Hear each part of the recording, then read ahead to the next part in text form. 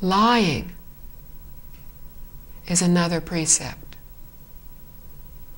Saying anything that is not true. Degrees in this. When we purposely set out to lie, to cheat others, this is one degree of lying.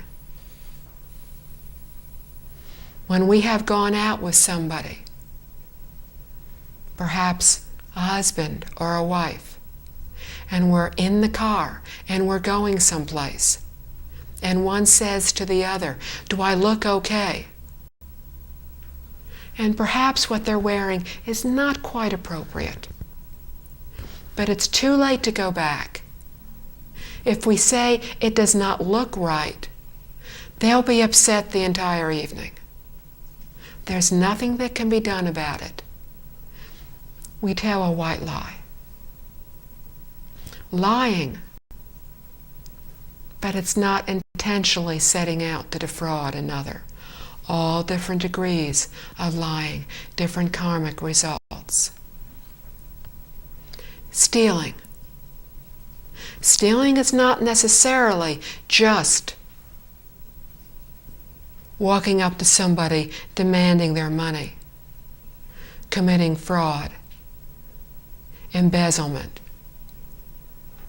Stealing is actually taking anything that we do not have the permission of the owner. If we see something on a table, some food, we don't know who it belongs to, we eat it, we have not asked them. This is stealing. Anytime we take anything that does not belong to us, that we do not have the permission of the owner, is stealing. So there are all different degrees in the precepts. We need to understand why we need to not do these things. We need to use judgment.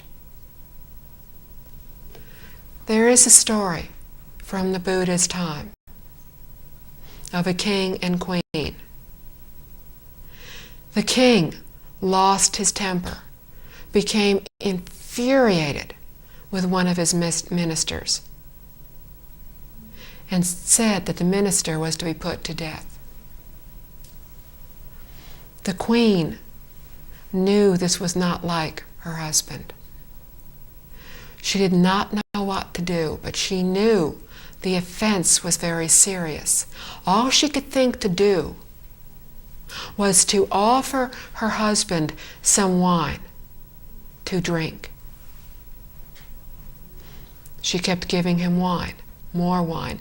Finally, the king just fell asleep from being intoxicated. The next morning woke up and realized he had almost killed someone. The queen went to the Buddha and said, "I have broken one of the 5 precepts. I have done something very bad." And she told the Buddha what she had done. And he said, "You have not broken in this instant that precept.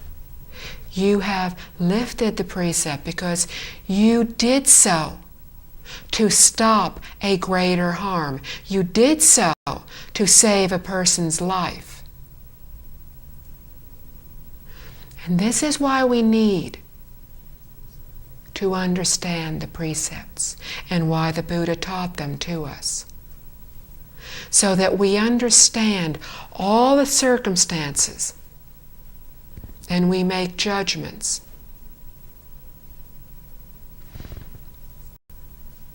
To follow the precepts, the second of the 6 paramitas, does not just mean following the 5 precepts, the monk precepts, nun precepts, or bodhisattva precepts.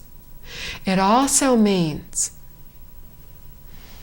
to follow the laws, customs, rules of wherever we are.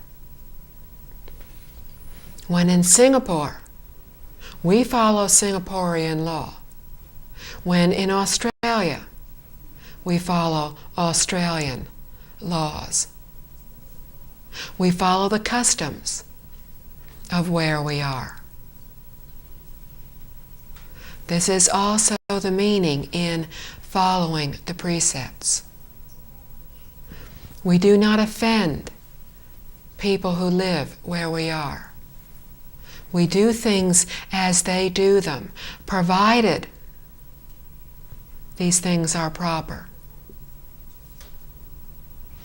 We often speak of according with others, according with conditions.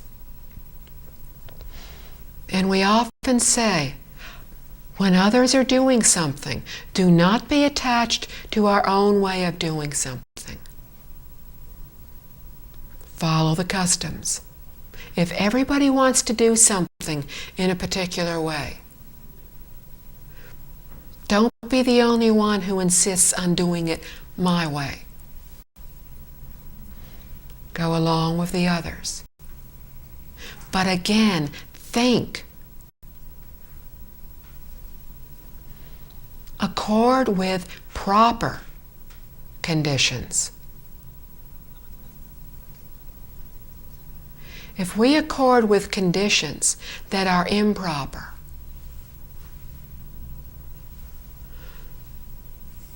then we will have things such as the Holocaust in the Second World War.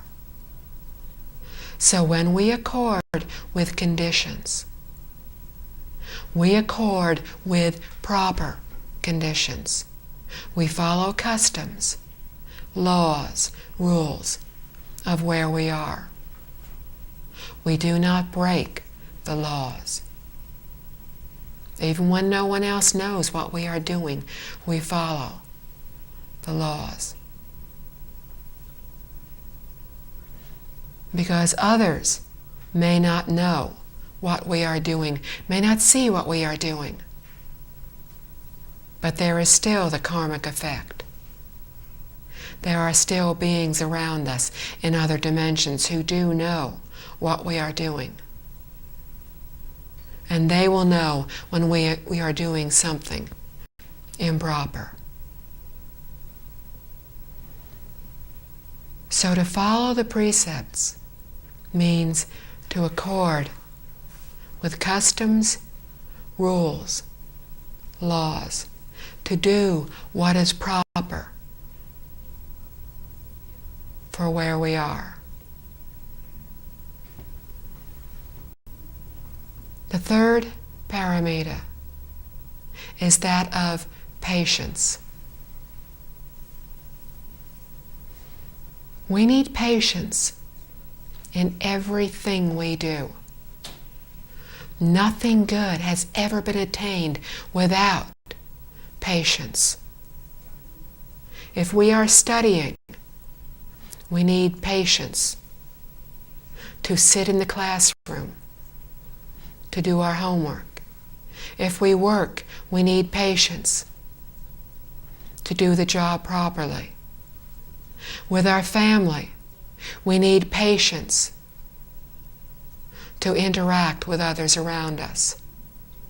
When we're in a group of people, we need patience to work well with them.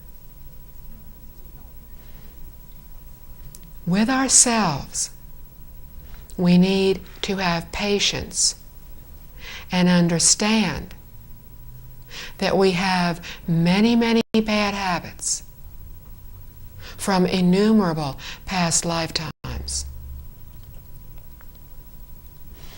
But to have patience with ourselves means we understand that we have a fault and we do not become angry with ourselves.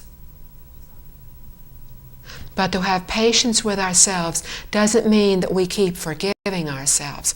We forgive others. We do not keep forgiving ourselves. We have patience. We have tolerance for others. When they wish to do something and we do not, when we think what they are doing is wrong, we do not judge them.